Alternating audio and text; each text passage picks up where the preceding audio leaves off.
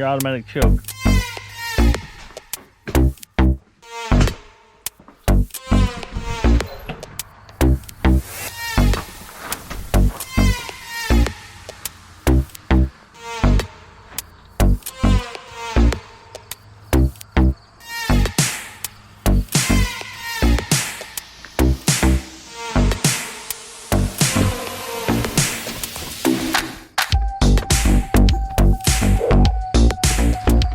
Hi there folks, and welcome to this episode of My Gosh That's Sticky. Hi there folks, and welcome to another episode of Michael's Backyard Marina. On this episode is going to be solely focused on making it run on its own. If you saw in the last video, you saw that I could bottle feed the thing and it would run. That doesn't make it right. What this thing needs is we're going to check two things. We're going to see if the fuel pump will actually pump fuel up to the carburetor, and we're going to rebuild this carburetor. So the next order of business is removing this carburetor off the intake manifold, and then we'll take it inside and do our magic in the shop where we take it all apart, we soak it, we clean it, we make sure everything's, and we'll examine it as we take it apart to see what might be the cause of it not running right now. So anything that's been sitting for a long time, and there again, this boat, the last registration on it was 2017. So at the very least, it was 5 years since it'd been on the water, unless somebody was running it on the water, you know, not quite up to the DNR standards of registrations, so to speak. So let's call it 5 years. That's a lot of time for fuel to sit. And one of the things that can cause a problem that you shouldn't be running is alcohol. These old engines don't handle alcohol well, and not to mention if you're running a 10% ethanol type of mixture in these engines, alcohol can create a lot of moisture, can create a lot of rust, and do a lot of nasty things to your engine. So I personally, whenever possible, I run regular without alcohol. If it's available, which I've been getting at the local BP, the BP that's on my way to the lake, I spend the extra coin and I run premium. So that's going to be the best scenario. Now, you know, these things right on the side say, warning, fuel required, leaded automotive fuel. Well, not using leaded gas will actually start to wear and tear on your valve train. And I had an experience with that on my old 1974 Harley Davidson Sportster, that I was putting lead additive in it for a couple of years. And then I decided this is a pain in the butt. So I quit putting lead additive. Was it a coincidence? On my way out to Sturgis, I burnt a valve up, an exhaust valve on the front cylinder. And I still have that valve to date. It has a lot of wear on the shoulder. It has chunks missing out of it. There were some things that just went south on it in a hurry. It got me all the way out to Sturgis and most of the way back. And yeah, we ended up doing a top end and all that fun stuff. So what I'm saying here is the lead is important, but it's even, you know, today it's just as important. Don't run alcohol in these old motors. They don't like it. Also in your oil, run the zinc additive. Run your Rotella. It has the ZDDP that needs to be in it. It has the zinc content for these, you know, because these has a flat tappet that a cam rubs on, and that's what the zinc is great for, reducing the sliding friction. All the modern day motors have roller cams and lifters and all that stuff that's all rollers and bearings and stuff. Don't require the slip agent of the ZDDP or the zinc, or, you know, just those kind of, as one guy on another channel, Derek from Vice Grip Garage, puts it, it's got the dinosaur bones in it that you need. So let's get busy pulling the carburetor off. It's relatively simple. I'll just, you know, this part here, pretty quick and easy. We'll undo the fuel line. We'll undo the throttle linkage to the carburetor. And basically 4 bolts on the manifold, and this comes off and is in our hand. We'll go ahead and get this out of our way. set it right there. And let me go get a couple of wrenches and let's get this off of here.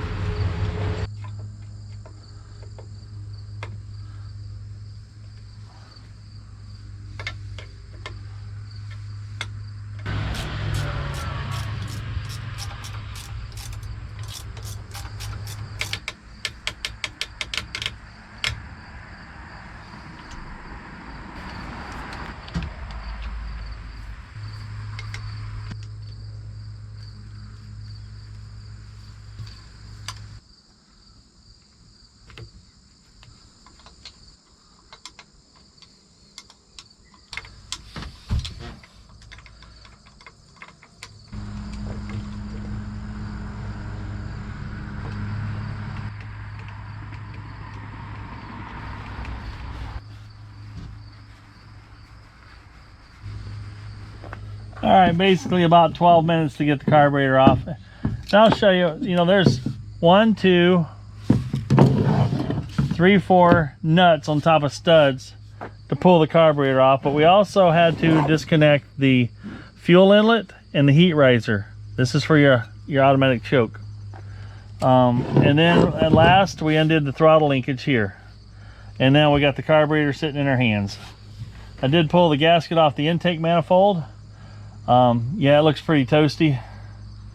It is beyond rough. We're gonna have to clean up the intake manifold a little bit. There's a lot of, I don't know what you call it. I don't think these passages go anywhere, but there's just a lot of corrosion and crud sitting in there. So good news is we got this off.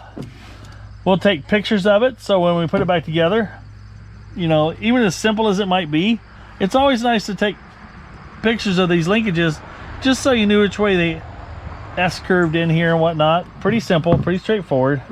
This one still has the original Mercruiser tag on it. Well, it's 1351-4263A3. What I'll do is I'll take a picture of that and I'll go and do some little Google research and just to see what pops up, because sometimes you can find a gasket kit that's just a perfect fit because you have that number. Now the gasket kits that I already have purchased, chances are they will fit because these are pretty much the same all over. So we'll get this inside and I'll get the Gooder 4K camera out. This is 4K as well, but I'll get the good one out and we'll get some really tight close-up details of how things look. Oh wow. Yeah. I was just looking down the Venturis here and I see that one's half plugged. Yeah, that wasn't gonna run. But when we're done, we'll get it running off the carburetor. Once we're running off the carburetor, we can maintain an idle. We can tweak in some more stuff. We can do some valve adjustments. We can do some, you know, some of the blow-by I was getting out of here might have been just due to poor valve adjustment. Some of it could be obviously blown by the rings, but we can set timing. But we can't do all that without having a good fuel supply and carburetor. We know we can bottle feed it. Now we need to get it off the bottle, wean it from the bottle, and get it on its own, running on the carb. Well, we've taken the carburetor off. Now we're in here on what I call the carburetor doctor's bench. This is where I do the taking apart and putting back together. This is a nice little stainless top. I've got these nice little magnetic trays here for putting screws in as I take it apart. I've got several of them. These are at Harbor Freight. These are relatively cheap. I mean, like less than $4 a piece for these when I was in there last, so I picked up 4 of them. Thought this will come in handy. First thing you want to do, and I highly suggest to do this every time you rebuild a carburetor of any kind until you're absolutely 110% familiar with it, do what I'm doing. Take yourself some nice high quality pictures of anything that you might not, you know, like this side there's not much going on here, but Pictures don't cost you anything, and they can certainly save your butt when you go to put it back together. So now I've got all my pictures taken. We're gonna take this bad boy apart, put components in trays, screws in trays, and let's just get after it. Now I like to start at the top on these. First thing I like to do is let's go ahead and peel this automatic choke out of here. And as you can see, the typical mistake has been made by somebody in the past. And you can see right here that this is broken out.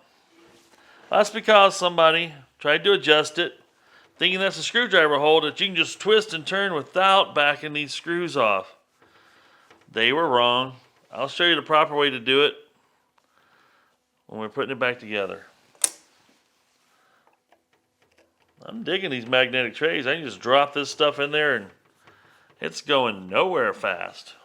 Boom. Sticks. See if we can get this peeled out of here. So that's all this is a bimetal spring.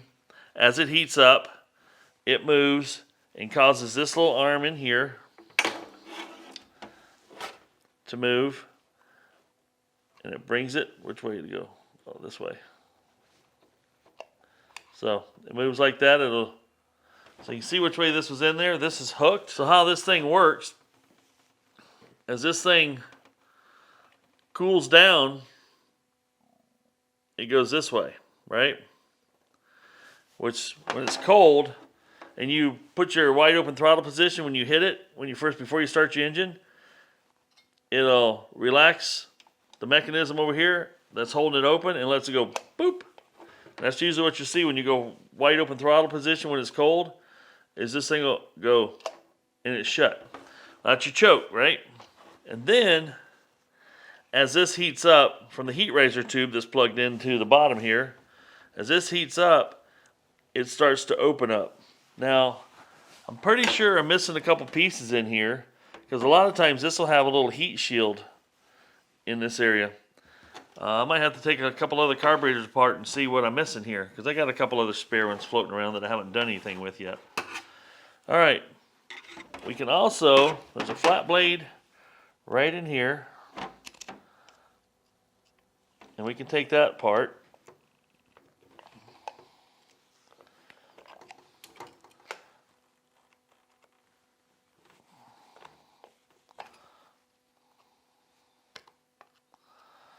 And if you want to, this is another area where it'd be pretty cool. Just take a quick picture in there just to see how it goes back together, because, you know, take a picture. It's okay. You may not need it to refer to it, but then again, you might.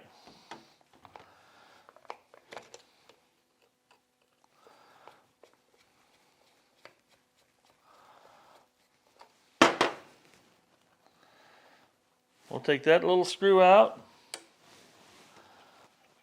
and then carefully remove the cutest little piston. You see how nasty, and that's just nasty. That's what soaking this carburetor is going to do. It's going to help clean it up. Get rid of all that stuff. Down inside here, once you got that all out of your way, there's 2 Phillips screws.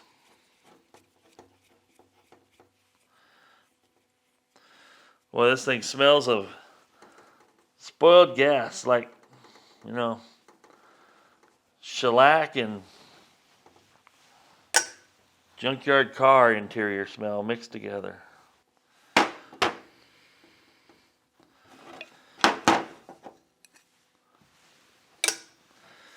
This has a little tiny, kind of a pilot dealy bop here that will help you locate, so when it's back together, you know, this thing will be in a position and hold it.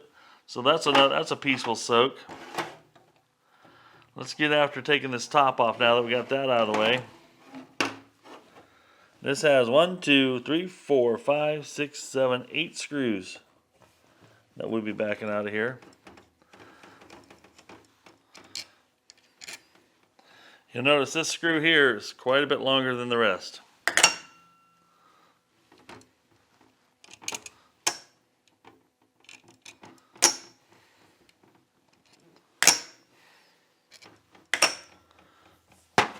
This screw's a little jacked up. They're not usually that tight. A little vice grip action. I'll replace that screw when I put it back together because I won't be able to properly tighten it. With the same amount of forces, I'll be able to tighten the rest of them with. Alrighty. Oh, one more right there. Missed it. Now this linkage here is the one you want to watch because it's got to go back together as you're putting this top back on.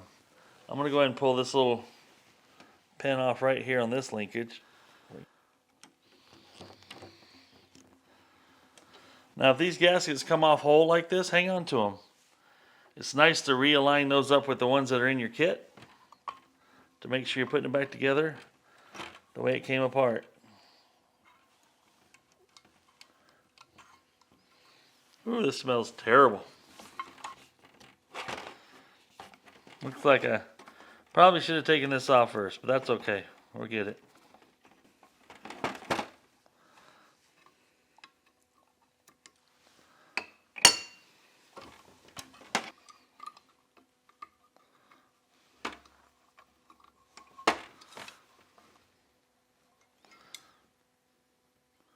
Wow.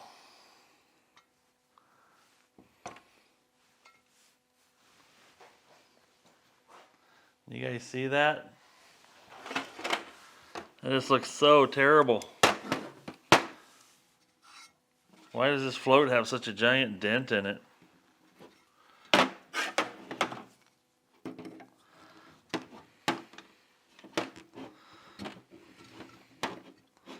We'll go ahead and pull the float pin out. Take the float out. This is where you can shake it. And if you hear anything, that means it's got a leak in it, but why does it have such a giant dent in it? What's going on there?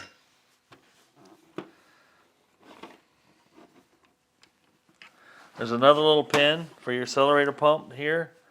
I wouldn't call it a pin, it's some kind of like a, it's almost like an E-clip, but not quite.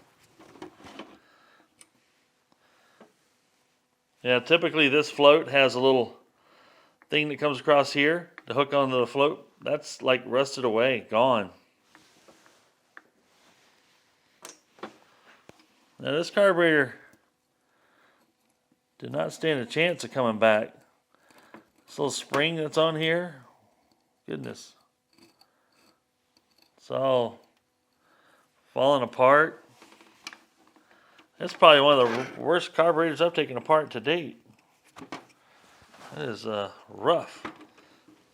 See that little clip right there? That's what holds this guy in.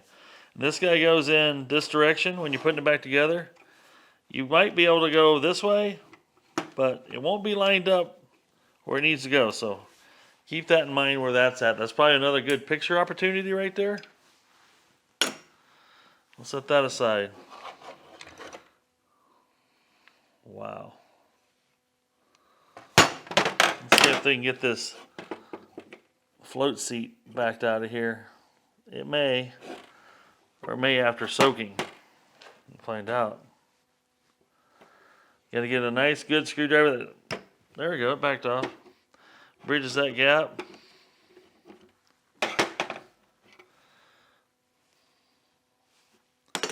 Well, this thing's just 110% nastiness.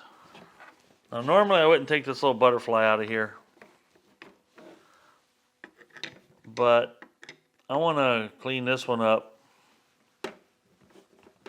Since it's in such rough shape, I want to make sure I get everything cleaned up on it. Now you can take that out, and then I don't think this is going to slide out the way I want it. Yeah, 'cause right now these have a little raised area on them. It's where that little, where it's burred up. We'll take a little tiny file in here.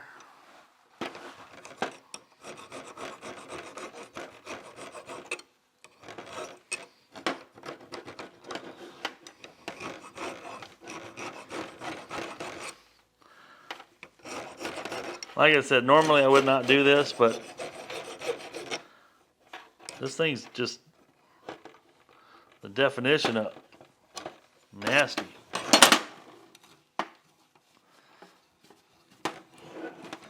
Get the burrs off, she slides right out just like that.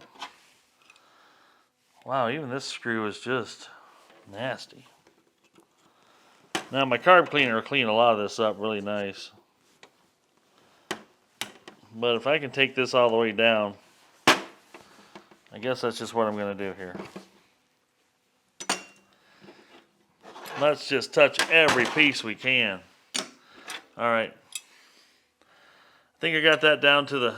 Whoa, let's do... Oh yeah. Let's see what's under here.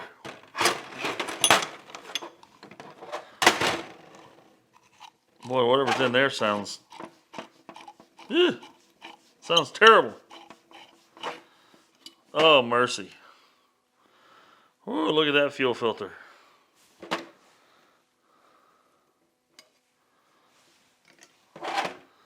Oh, goodness. Yep, that's pretty terrible. Okay, the top part of the carburetor is completely disassembled. There's not a lot in the bottom, but there's a little. Look at the mud. Oh my goodness, that's like a 1/16 of an inch thick there sitting on the bottom. This thing did not stand a chance of just plain carbureting. We got 3 screws. Oh, look at these Venturis. I wanted to show you this real quick. Look at that one. That's almost plugged completely up. It's probably half the size it's supposed to be just due to crud and corrosion. The good news is all the screws are... Well, let me not speak too soon. I got 2 more to go here and a couple on the bottom. Well, how easy is this going to come out of here? Anybody taking any bets?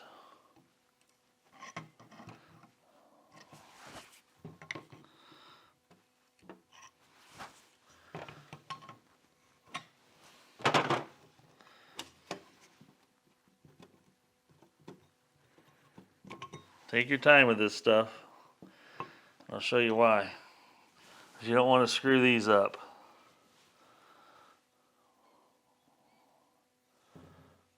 Yeah, that's the...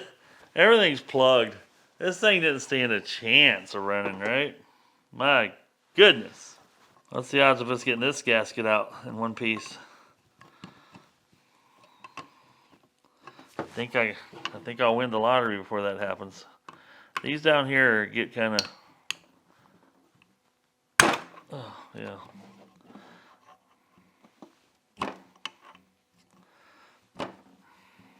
You want to get these gaskets off there as much as possible before you soak them, just to so your soaking materials can do as much as possible. Now these you got to be careful because there's little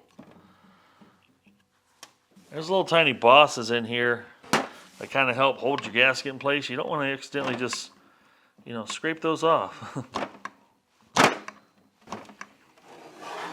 There's one more piece. Once you get that out of here, I want to show you. I'm kind of hoping it comes out okay. It's kind of pressed in there, right here, right there.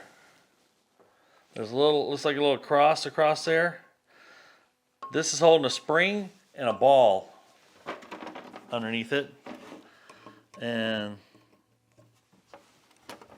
the goal is to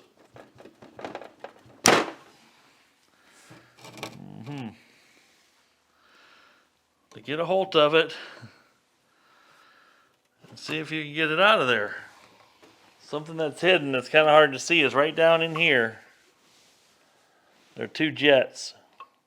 You want to take those out because they'll be, you know, they'll be in the same horrible condition the rest of this carburetor is. There again, get a screwdriver that fits well,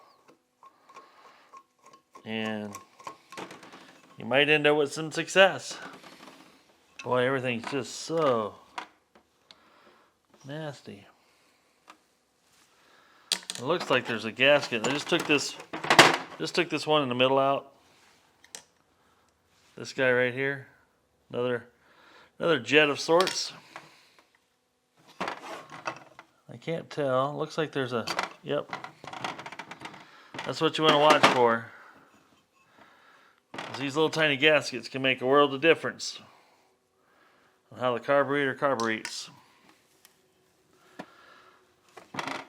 We'll go ahead. I still got to get this piece out. I haven't got that out yet. Still struggling with that. Going to the bottom here.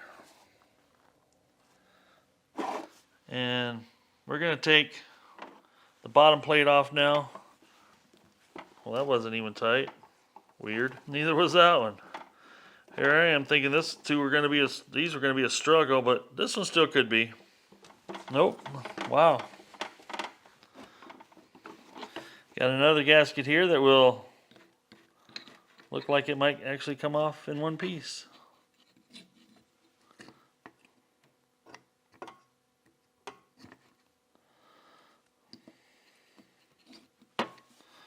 There she be. Now these are your mixture jets or mixture needles, not jets, needles. I kind of like to see where these are setting. So typically like 1.5 turns out is a good place to start. So let's see where these are at. There's a half. Oh, 3/4.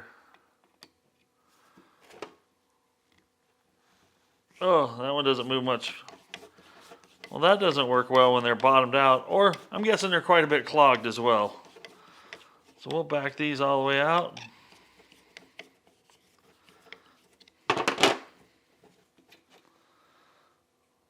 Look a little tough, but I think they'll clean up.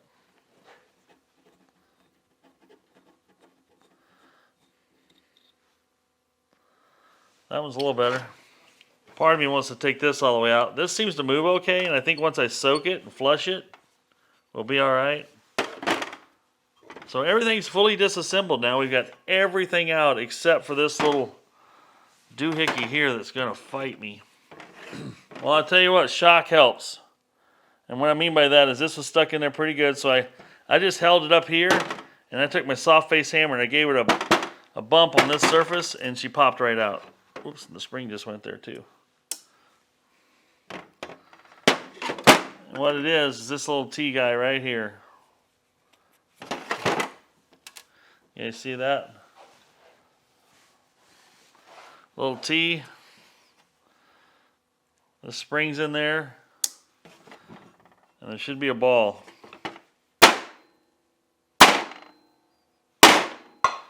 And now an amount of mud and nastiness coming out of this thing. Pretty gnarly. Well, it's not coming out.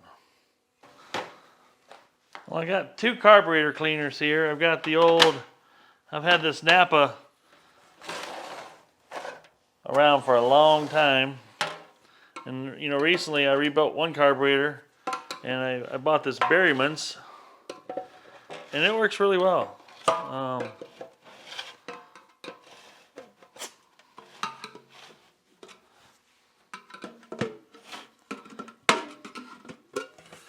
And you know, as both of them do, they come with a little basket, which is kind of handy. So what I'm going to do here is take all the parts that were in the base that's in here soaking right now, this little guy here, and all the little screws and springs that will fit right in there, the jets, Benny and the jets, and the little ball we don't have yet because that's in the other part. It's soaking. So let's go ahead and put all these small parts in here, and we'll go ahead and let that sink to the old bottom hole, and then I'll set this guy right on top of things. Good, it's all covered.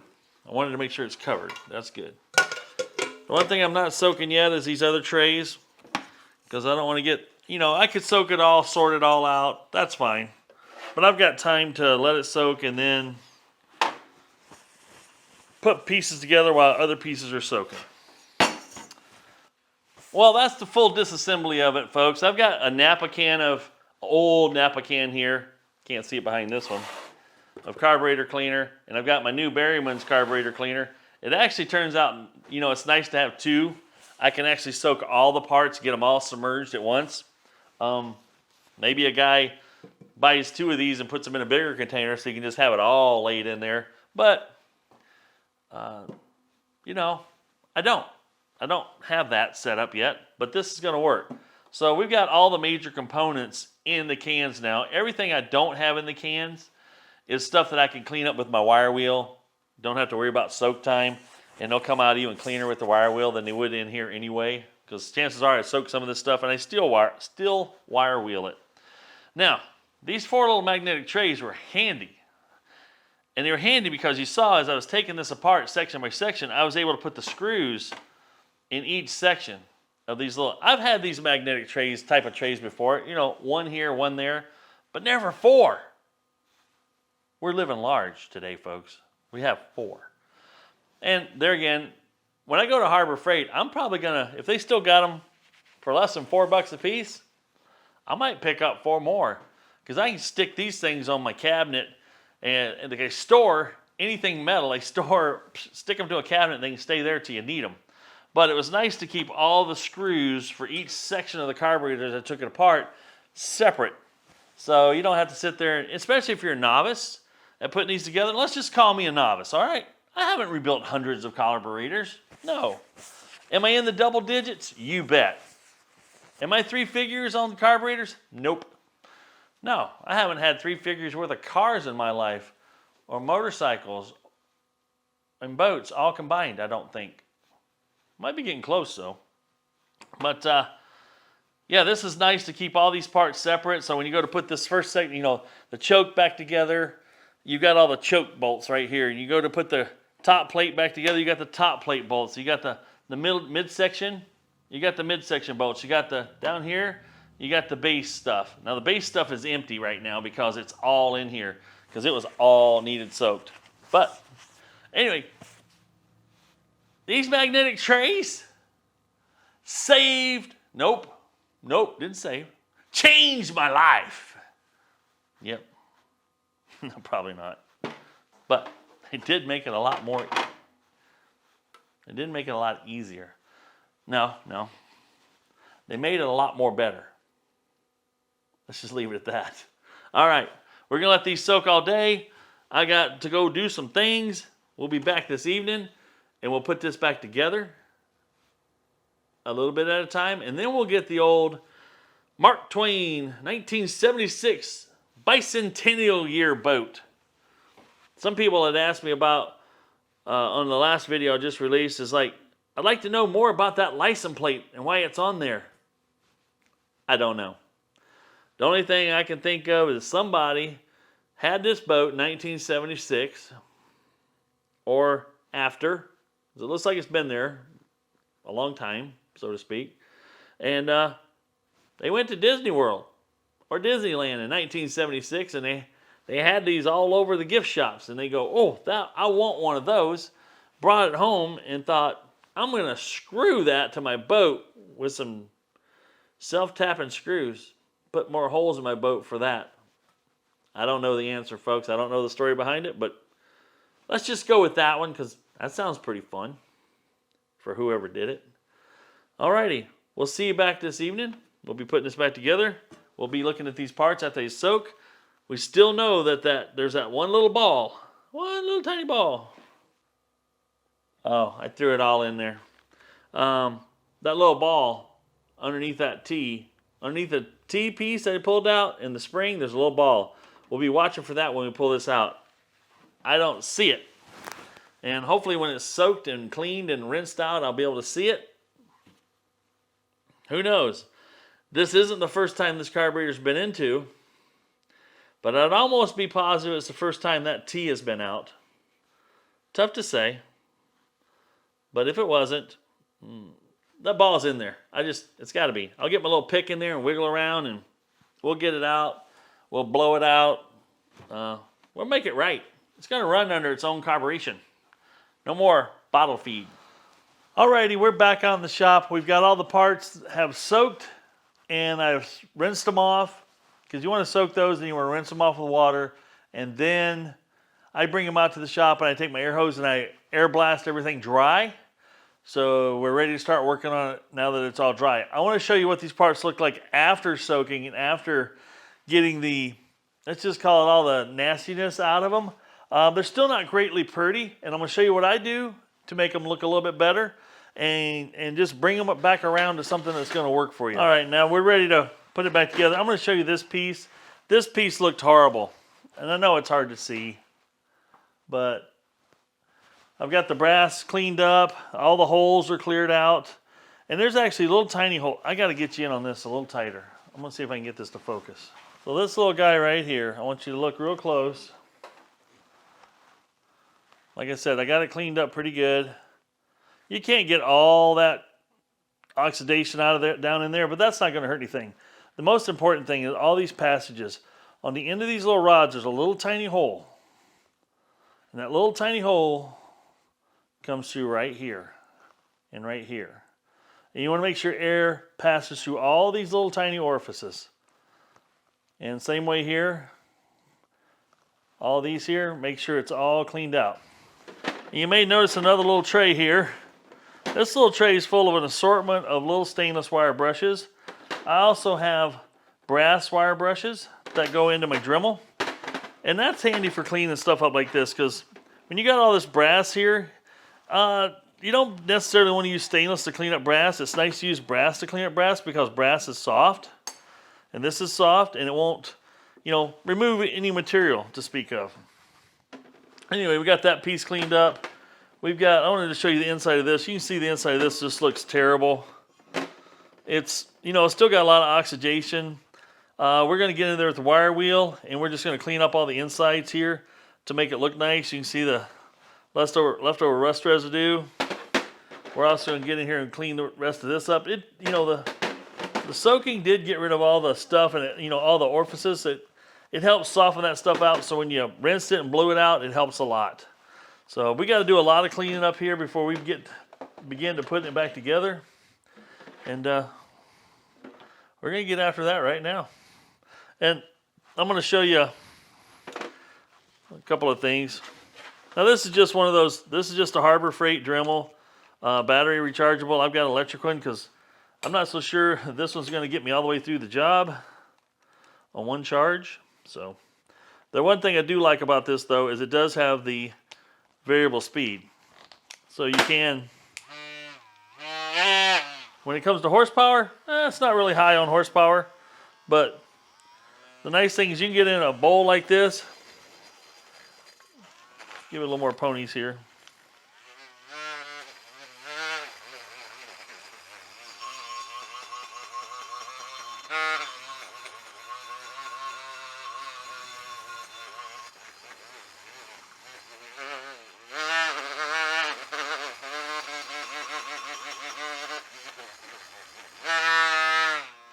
But you can see in a quick hurry that you can get all that loose stuff off. And then once I get that off, I like to take brake cleaner and just kind of rinse things off and blow it dry one more time.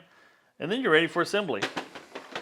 Now one thing I'm going to do is get me a little fan set up so it blows all the dust away from my face. And we'll check back in when I get it all cleaned up and we're ready to do the reassembly. I'm not going to bore you guys with all the cleaning up of these parts. There again, assortment of wire brushes. You can get these at Harbor Freight for, like this is like 2 packages worth right here.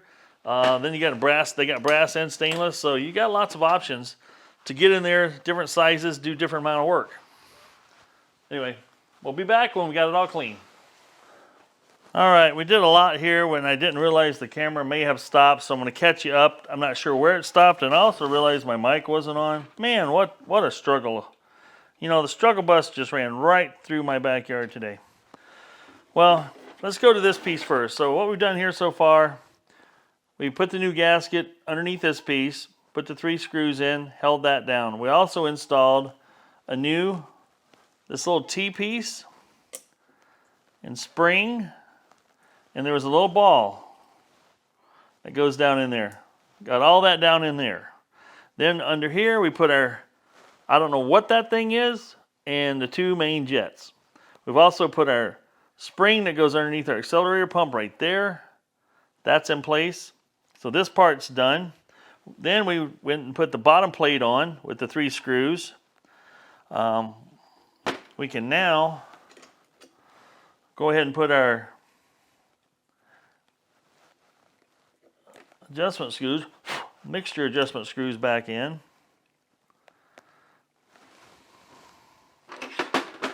And I'm going to take these till they bottom out, and I'm going to back them out 1.5 turns. Half, 1.5. We'll start there. We'll see what it does. The other thing we've done is now we put the new float seat in. The float and the new needle seat, float needle seat. And this has been adjusted, so this is surface here on the bottom. It's parallel with this face here. I'm calling that adjusted good enough. The next thing I'm going to find out is what this little rod does, because it looks like it lines right up to go right down here and sit against that little dealy bopper and push down on it. So what does that do? Because this isn't an adjustment here. I don't know. The stranger part of me says I'm going to go stick this together real quick, and then I'm going to go look it up. To help the new accelerator pump adapt to its new environment, I'm just taking a little 30 weight motor oil and putting on here, a little bit in the hole here. That's just going to help things go together better for me. Now the other thing I'm doing is I'm looking through all the extra parts in my trays here and seeing if anything in these trays should be inside, and I'm not seeing it. So I think it's safe to say we can go ahead and kind of slide this loosely together. Well, and that just sits right down in there nice and easy. Makes me want to lift it up and just, yeah. Okie dokie. I got a couple things I want to address here now that I've got it almost all back together. We're going to go ahead and pull this clip back off. I was looking at some things and discovered some things, and need to fix some things. So we're going to go ahead and get this back out of the way.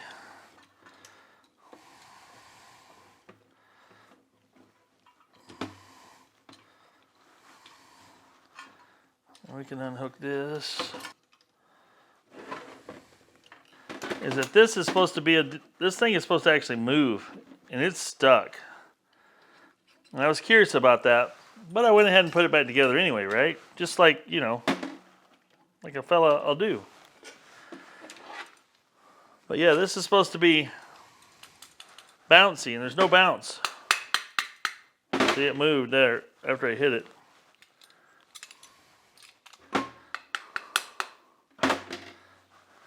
But the spring is supposed to be there, which the spring is disintegrated.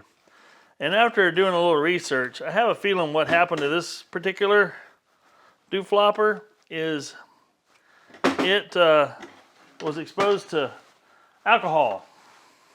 And prolonged use of alcohol, and then, you know, this thing's stored and, you know, stored improperly. Just didn't work out well for this carburetor. This is way overkill.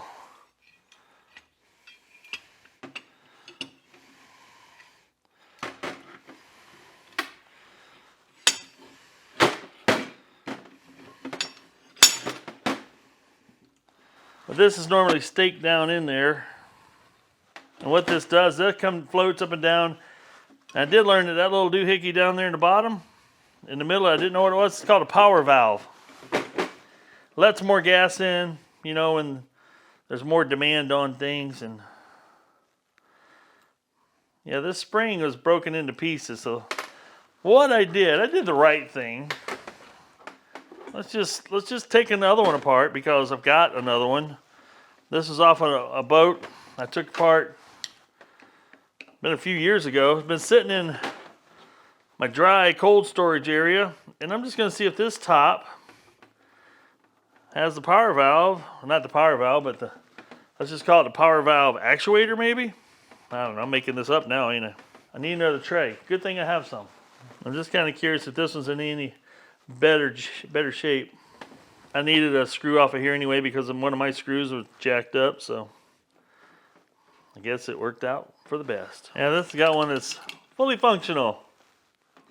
Hooray. I did see a guy say, if you got this kind of float in there, get rid of it. If you got a brass one, use it, because they have this type here can actually eventually soak up fuel and cause you problems. He said you just do that a few times and you can pop that right out, just like I just did. And I can put this right back in my other one. They're all mine, but back in my other one. I just gave it a little shot of WD-40. Now that we've got it back in there, I've got to stake the pockets back in. And you don't have to beat this, you just got to give it a little tap tap.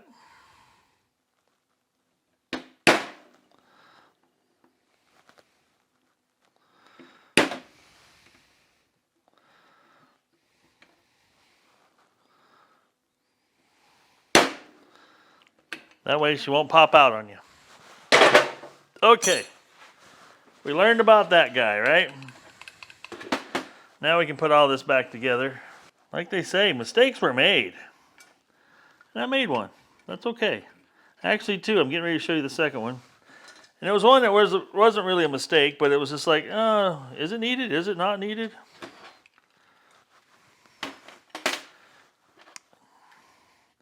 And the answer is yes, it's needed. And it's right down in here. There's a little, and I got it out. I took one out. But there is another little check ball down in here.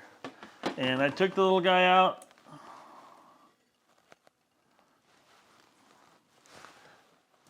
And it's aluminum. And you drop it right down. There's one hole that it can go down into. We drop it right in there. We'll put our little spring back. It's actually, the spring retains it.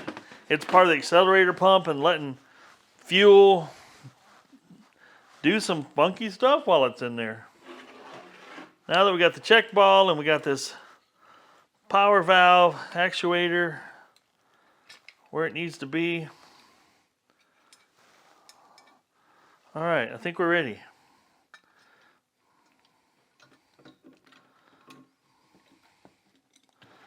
We can set that back down in place. Yes. And remember the tag had the boogered up one? So I'm going to take one of the screws out of the other carburetor and replace it. All right. This gasket goes right here. There we go. Now this is all back together and working.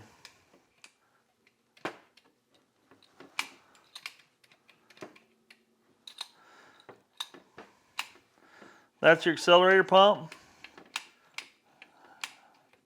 It's got some return spring, you can feel it. That's cool. We got choke.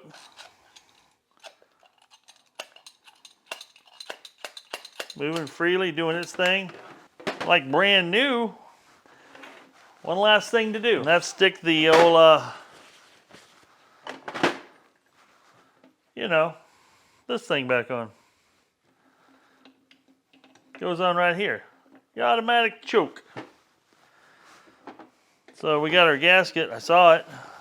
Oh, I stuck it over in the automatic choke parts tray. So this guy goes on just like this.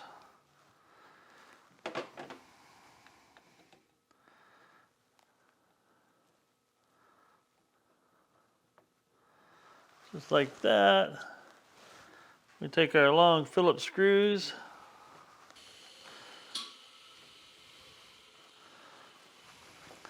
Now I'm going to go ahead and take something out of this new one here.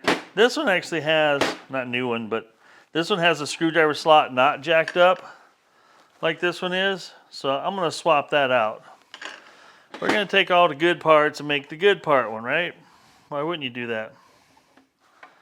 Then I'll show you how to properly adjust it. Plus I'm suspecting there's a piece missing out of here. On the other ones I've done, there was a little heat shield. And it comes up, where that riser tube heat comes up, kind of disperses it. This, I'm relatively confident this carburetor's never been apart before. And I'm just curious if it has a heat shield or not.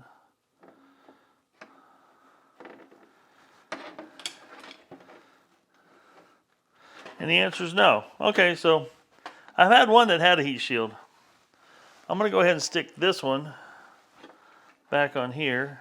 It's kind of worth it to put it all back so it's one piece again. And I'm going to stick this busted piece with this setup so I know that that's the only piece that's messed up. And hopefully I remember to put a note with it. So now that we've got that far along, now we've got this little guy here that we need to put back in. Now this has a pin that can fall out, and it can only go back in one way, which is nice. If I can get it to go that way now. All right, my battery went kaput on me again. So what we've done here is we put a gasket behind this, is all I've done so far. Put these two screws in to hold this in place. We've slipped this little piston that came out back in place.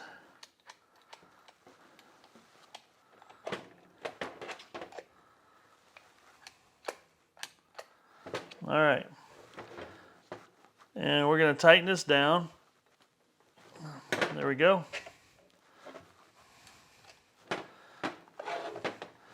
Once that's in, we can put our new gasket on here.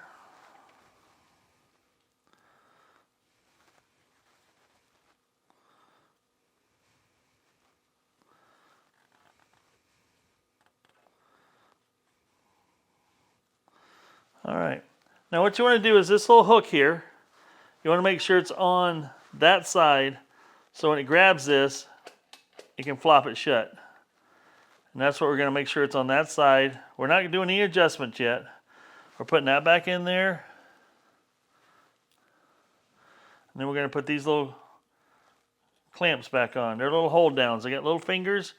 They got a little spring tension to them. And we're not going to tighten them all the way up. We're just going to bring them up to where they're touching, and that's it. All right. Now you do want to make sure this, let's see if I can get you in here good. You want to make sure this here moves very freely shut. That's important. What we're going to do is take our screwdriver and turn this. Because we don't have these tight, we can use a screwdriver in here. People try to do this when it's too tight and they can't move it. And as you can see, this thing with that hook is grabbing that butterfly now. And it's going to bring it closed. Right like that. So you're looking for it to just rest shut. See how I go back a little bit, it opens back up. Can you see that? I hope you can see that. See, I go a little bit. It's closed. Back it off, opens up.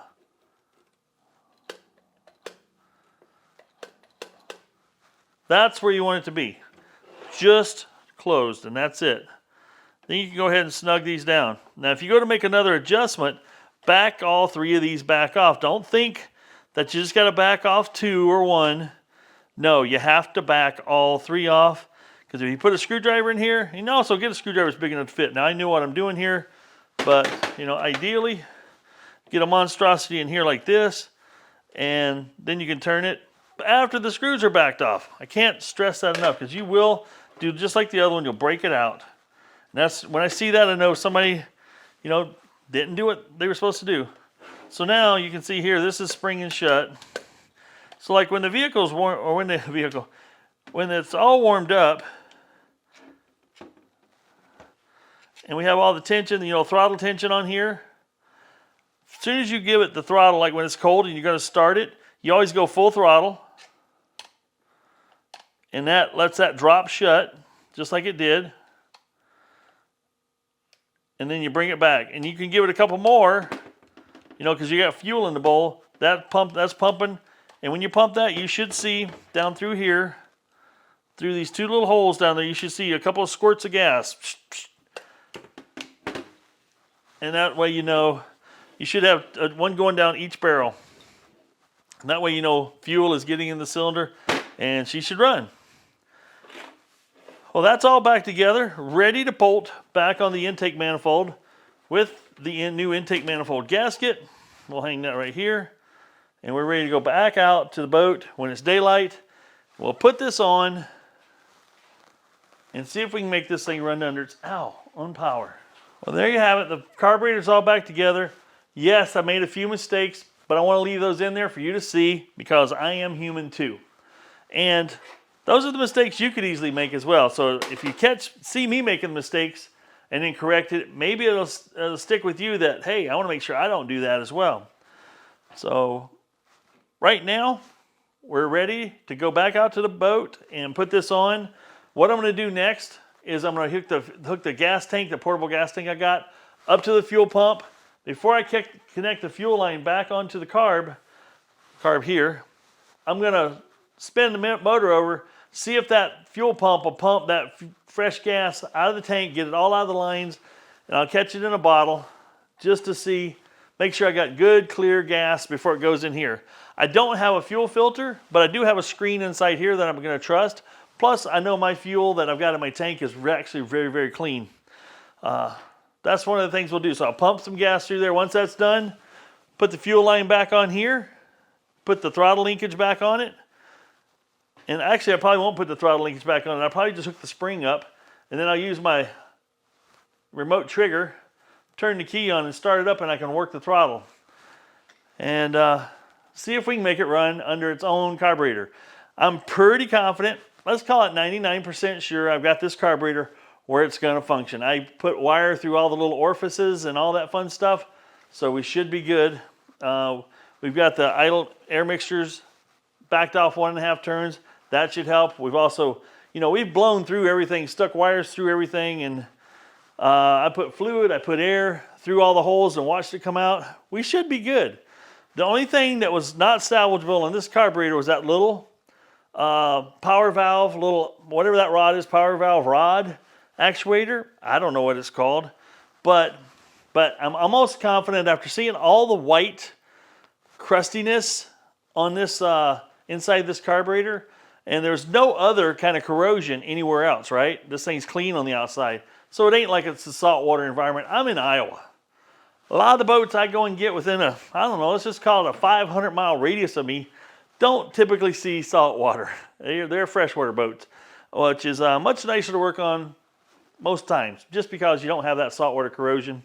Because even with saltwater, you're supposed to be flushing and cleaning it out between runs and stuff to keep it, keep it clean. But as time marches on, people forget and go, oh, I'll get it next time, and next time never comes. So, but anyway, I'm pretty sure that was all ethanol related. In Iowa, there is alcohol in most all our fuel. The one store up the street from me has alcohol and non-alcohol gas. Has a regular and regular with 10% ethanol. I go to where I get gas on the way to the lake. I like getting it there. Pay a little more, but it's premium gas without alcohol in it. So I feel real confident when I put that fuel in my tank, and then I put some stable in it and I run it through there, that the fuel can sit in my carburetor for a year. And I know it's not going to do any gumming up or damage or anything like that, because it doesn't have alcohol in it, or ethanol. Ethanol, alcohol, you know what I mean. I'm interchanging those, right? Because it doesn't, one thing I saw on here when I dumped this fuel out of this bowl in here as well, it was water. Well, that's something else that ethanol will help contribute, is there'll be moisture, there'll be water. So, anywho, I got something else I want to show you. Since it's dark out and I can't get out there and show you a good video in the dark, hopefully I get home early enough tomorrow that I can get this carburetor on and give it a buzz and wrap this video up. Then the next video after that will be we'll do some tuning on the engine. We're going to check some timing. We're going to do some adjustments and see if we can, let's just see if we can make it run like it should. Also, we need to do some valve adjustment. And I don't know, I'd love to have an old valve cover that I can take the existing one off, put one on that I've cut the top off of. Yeah, cut the top off of. Why? Because I think I have one. I think I got one out of off an OMC version, which is the exact same motor. It's just painted blue. But that way I can adjust the valves while it's running and not make all the oil splattery mess like I did last time. All right, let me clean this up here and I'll be right back and show you something else I think is a good tip. How many of you out there is guilty of this as I am? When there's leftover gaskets in a kit, I just can't help but just in pieces and parts, I hang on to them. I'm gonna have like leftover gaskets from 5-6 kits piled up from the same type of carburetor and hanging on to it, and I don't know why, but maybe, just maybe, eventually I'll work on one of those carburetors, because there's multiple gaskets, right? Like an old accelerator pump like that, that's gone. Old gaskets, yeah, I'll get rid of those. But all the leftover pieces, I just stick them in a baggie and I hang on to them. Because you just never know. All right, well, I had bring home another Cobalt 5.7 on the list, but I took a 2-hour drive one way and found out the transom and the floor was completely rotten, so that was a bust. But the good news is, there was a broke down, there was a very old couple, it was a guy and his wife and his sister. They had to be in their, I ain't kidding you, in their 80s. And they blow out a front tire that had a split in it. I stuck both my hands in the split in the tire. It was like a 2016 Prius or something. And lo and behold, luckily I had take, all my tools to take with me to rescue a boat, like, trailer, jack, and impact, and sockets. We zip. We got them back on the road and took them to the next town, have them follow us to the next town to a tire store that could help them out and get them back on the road. They were from Minnesota, heading to Chicago. Well, so my son and I got to do our Good Samaritan task for the week. Mark Twain carb rebuild. Bam. There we go. All that's left to do is stick it on there and see if she'll run. Yep, there's plenty of stuff on this list, no doubt. While we're waiting for tomorrow to get here, I'm going to show you something. This is a little tech tip from me to you. I'm not going to take all the credit for it, but, it's a good tech tip. I watched a channel called Fishing Stuff, and he had like 5 tips or 5 things you should have on your boat. And the part I'll give him credit for is steering me in the direction of this guy right here. And this is just a roll-up tool bag, right? Nothing fancy, but because I always carry tools on my boats, I always have means to. I can pull a carburetor off and pretty much tear it down and put it back on while I'm out there on the lake. I've pulled water pumps off. I pulled thermostats out. You just never know. Well, so I ain't sponsored by these guys at all, but I went to Hobo Freight and I bought this 130-piece toolkit for $47. And yes, these aren't expensive tools at all. But for what it takes to work on your boat, it's enough tools. Now let's be honest with each other. If we were doing mechanic work for a living, no way would we go out and buy this and put this in our toolbox and try to make a living with it. It just wouldn't hold up. That's all there is to it. But for what this is, think about it. There's a hammer, that's protection. But think about it. For no one more often than you're going to use these tools, they're going to do the job. And, the Phillips is okay. The straight blade is okay. It's got a driver here that you can put even better Phillips in, an adapter, more straight blade, precision screwdrivers. You might have to pick your teeth after you eat that fish out in the water, And you won't need this stuff. These anchors and brad screw. I'm not sure why this toolkit has things to hang pictures, but it does. That's okay. That's part of the 130-piece beauty, right? That's how they get them 130-piece numbers, because there's 100 of them right here. But in a tape measure, not bad. We'll put that. You never know. Might want to measure that fish. You don't have your scale on the boat's broken. Boom. All right. The reason I'm saying this is going to be enough to keep you going, keep you out of trouble. This isn't high quality stuff. No, you're not going to be go out and cutting power lines with this stuff. But you got yourself a pair. Well, there ain't a pair of pliers. Well, there's these needle nose and some, get out of there, vice grips. you know, these aren't not bad. They're not what I'd call, you know, superior quality, but they'll work in a pinch. And they'll work on most things that I mess with. And here you go. You got your ratchet and your extension. Spark plug. This is for small spark plug. I did do this though. I did buy me two more. Get out of there. That's not gonna go very easy. Come on. Why do they put this in? What's gonna happen? How do you get that out? Well, let's just see if some of these tools work. Yep. Give it here.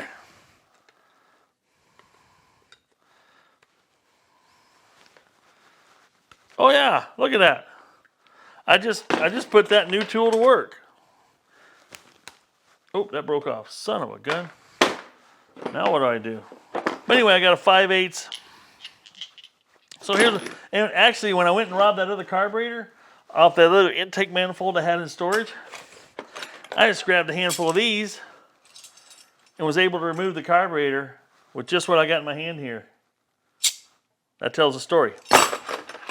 Okay. So how do we organize this in our bag, you say? Well, there's a couple things I need to do. Let's just create, there's a screwdriver pocket, right? Screwdrivers.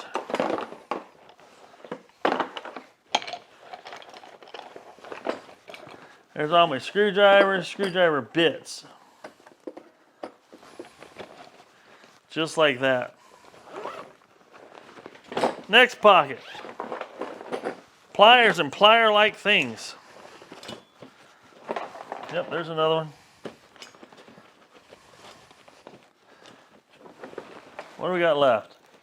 There's pliers and plier-like things, right? All right. Wrenches. And all the wrenches.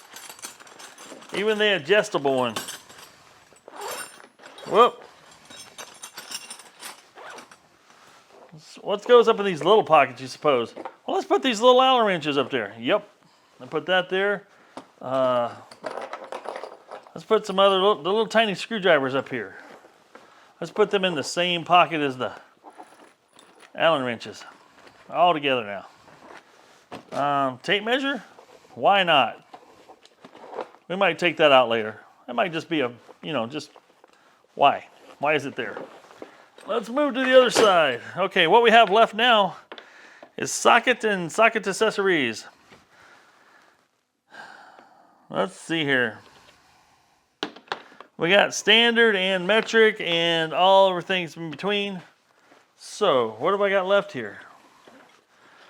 Now, to make life easier on myself, now since I don't currently have a little bar with things to stick all these onto, I think what I'm gonna do is put all the 1/4" drive in a bag.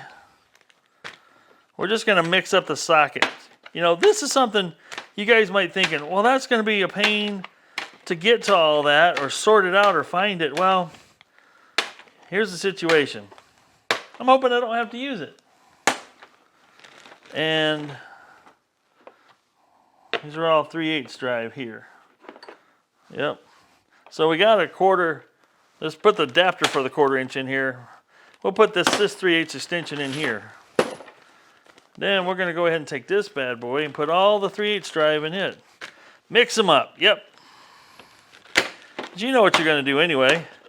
You're gonna find the one that fits and uses it. You're not gonna be looking for specific size. Well, I mean, if you're like me, you're just a shade tree mechanic and you're just giving it your best guess.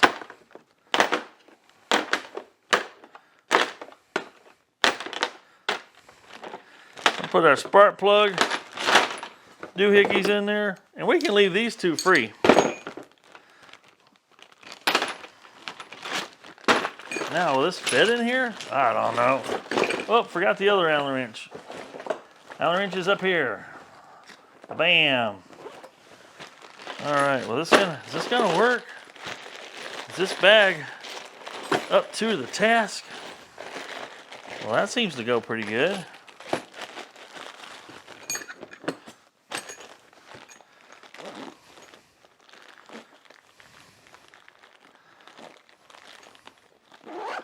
Well, look at that.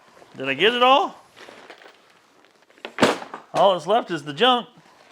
Now the other cool part about this bag, let's just, yeah. No matter which way you roll it, you got a handle. So we're gonna roll this up like that. And then we got this guy.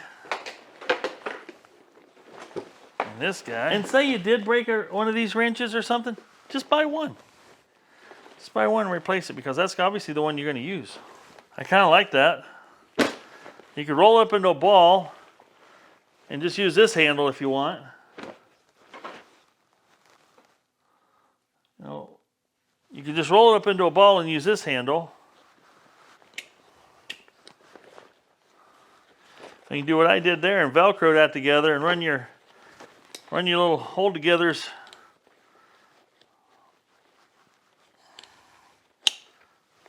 right between here in the handle. That way that's kind of nice. That's a nice soft bag. You can throw underneath your boat seat. It can be out of the way, and you can actually see it's physically, you know, a little bit better than this thing, right? You put this somewhere, you got all this. Well, that's because you wanted all that organization. Well, you don't need all that organization on your boat. The Riker bag, I'll leave a link in the description below if you want to get yourself one, but yeah, I like it. This is going on the boat. Now, another thing I like to do is sometimes when I'm just doing normal maintenance on the boat, like changing the spark plugs or changing the oil or stuff like that, is I'll take and use this bag to see how much normal maintenance I can do on it, just so I know how much can I do with this bag. I think I can do most everything I want to do that needs to be done if you're having some engine trouble and you know what you're doing.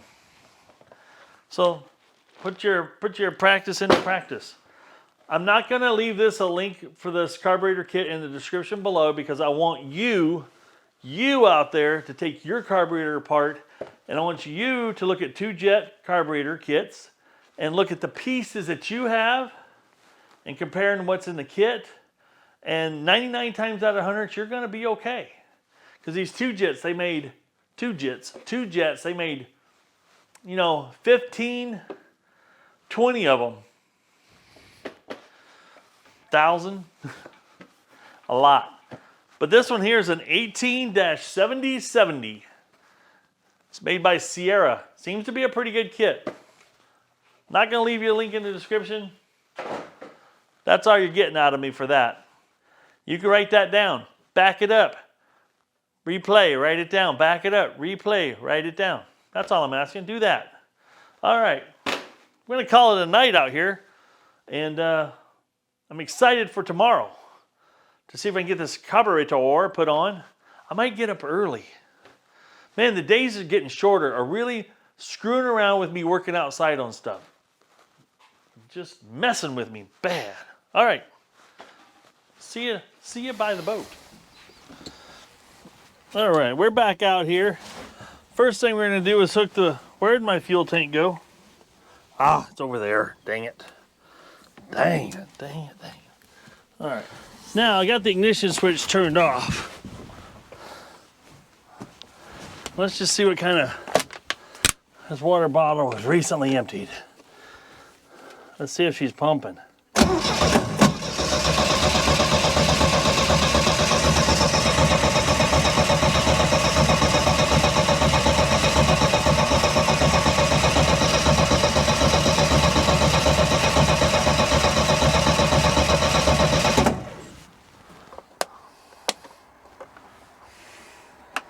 I'm glad I did that. You can see there's a lot of sediment down there in the bottom.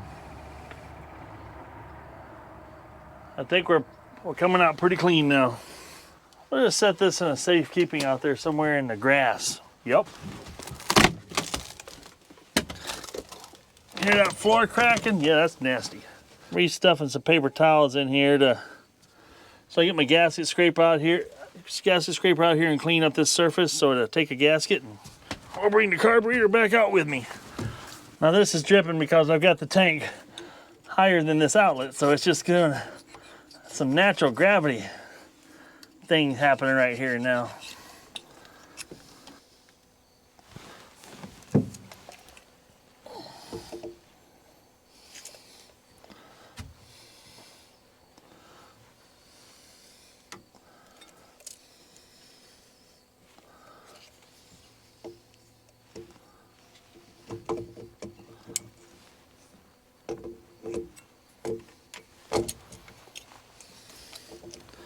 I'll go ahead and hook this up so it'll stop leaking, and by the time I get the bolts tight, it might have already filled up the carburetor bowl.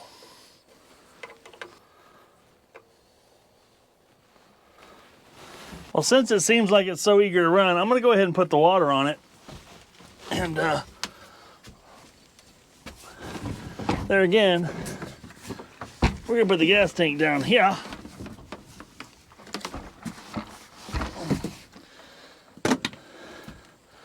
Get some water on this bad boy. See if she's gonna run. All right, key is on. Choke is on. Let's just spin it over and see what it does.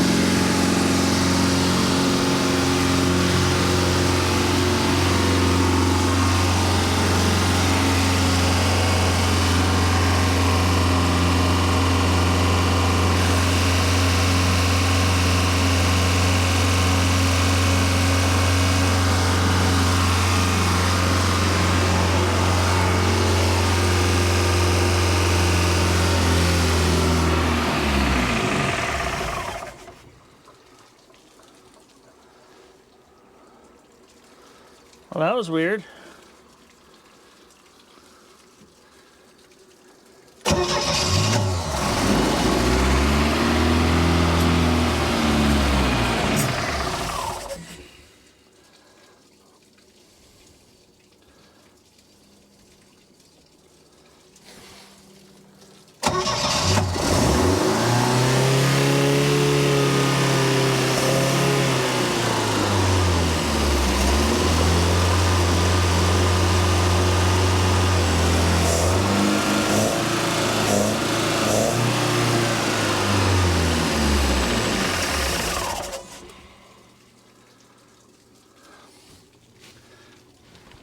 Well, she ain't wanting to idle, is she?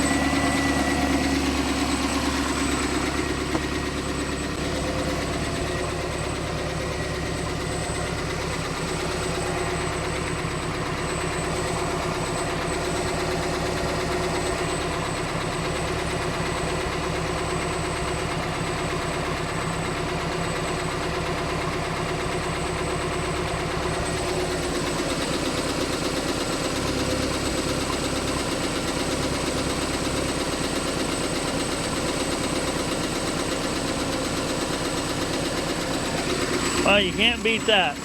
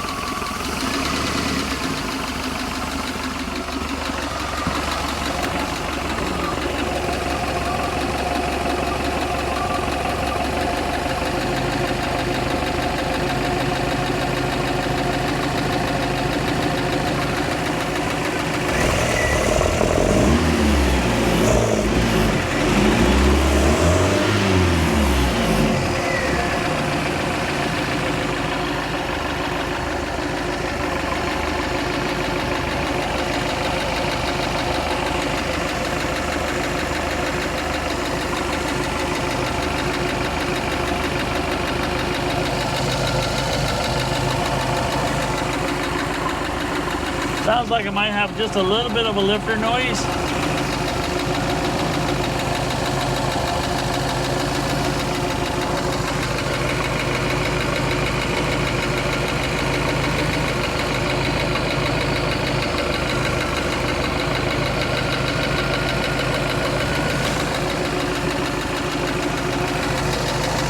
But she's running underneath her own carburation. That was the goal for this video, right?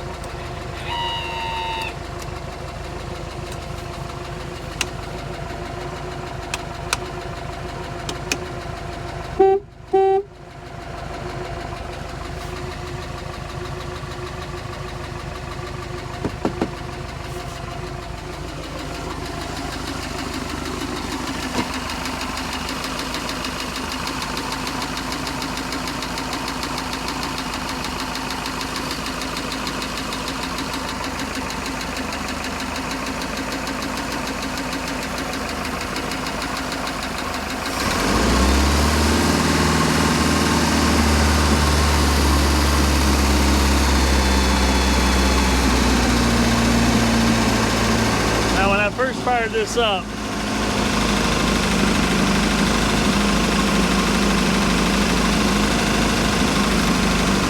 A lot of smoke was coming out of here, but now she's pretty clean.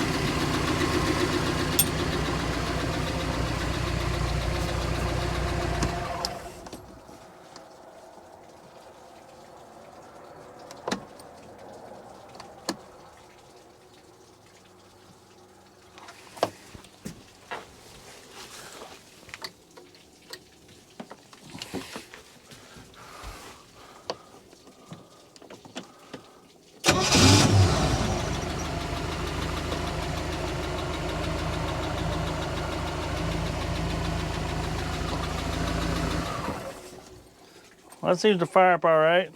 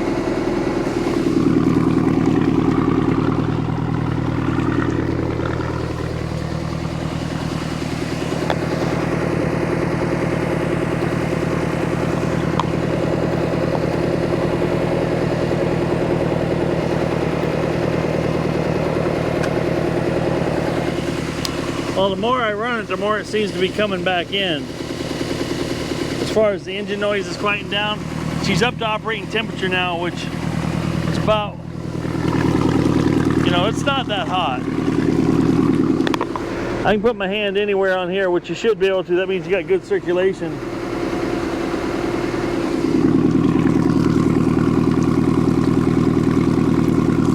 The water coming out the exhaust pipe is lukewarm, so we're gonna let this thing run for a little while yet.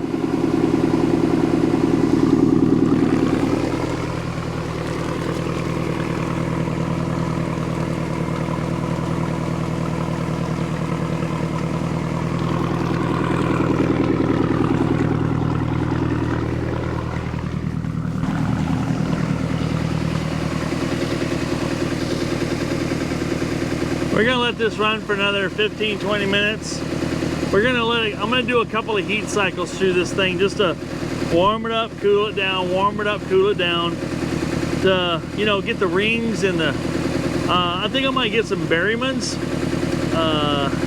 to run through this carb. And it's not for the carb so much as it's for the whole valve train and the, you know, the rings that are in there that I'm trying to get all reconditioned a little bit. Now we did check with, you know, halfway decent compression on this when we started, but it wasn't what I would call wonderful. But man, it's just purring. Would I be afraid to put this in another boat and just run it? No. Especially after I do a little more tuning up on it. And it's got the alternators putting out, you know, 14 volts at the battery, 15 volts at the alternator. It's perfect. You rev it up, it stays at 14. It's got, so, you know, it's doing what it's supposed to do. So that's pretty exciting, right? Just love it when a plan comes together. Now this motor was stuck.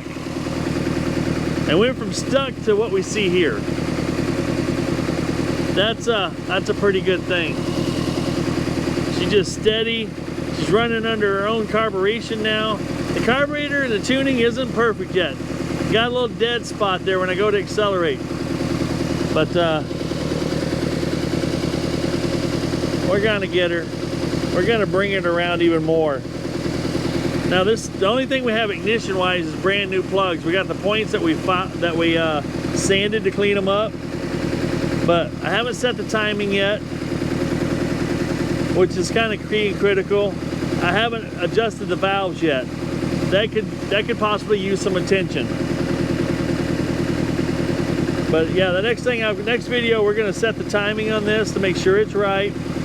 We're also going to do the valve adjustment on here, and we're going to see if we can just make it a little bit better. And then I think I got another valve cover that'll fit this, and I'm going to cut the top right off of. So when I do the valve adjustment, I can do it with another cover on here and not get that oil splatter everywhere. Plus, while it's, you know, you got the lid off of this thing and you're running it, you can kind of see what the valves are doing and which ones are acting weird.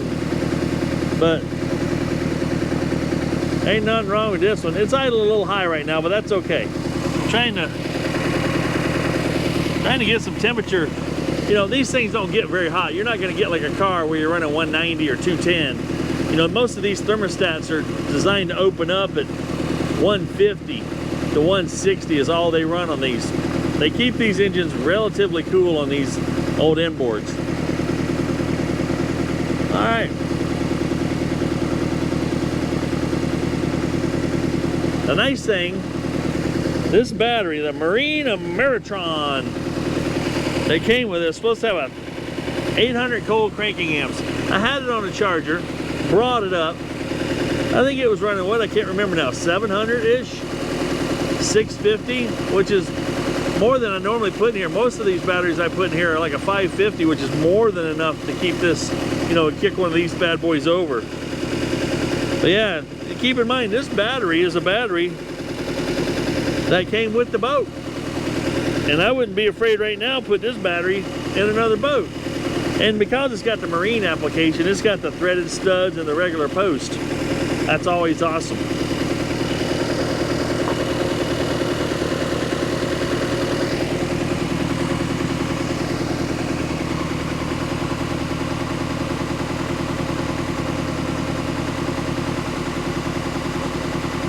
I think I got a grounding issue going on. And I say that because when I turn the key off, all of a sudden the temperature gauge comes up. And when I start it back up, the temperature gauge goes down. And then when I was rolling it over the other day without the ignition on, the oil pressure was coming up. Right now, the oil pressure is 0.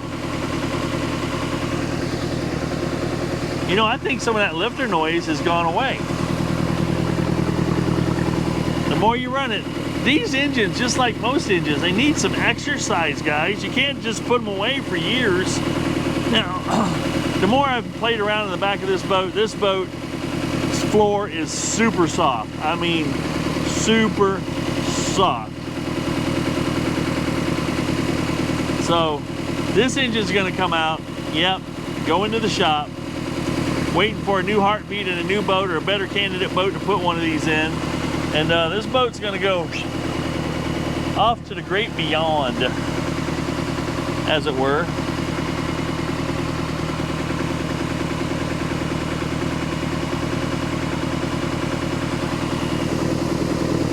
Let's just shut her off and start her up one more time.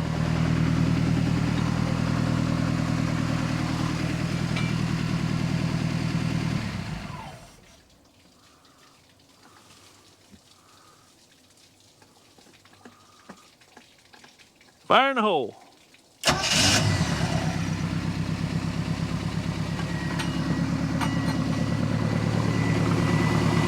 Yep, that's the way it should be.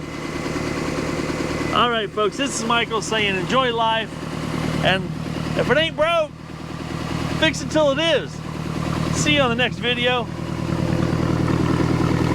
Yep.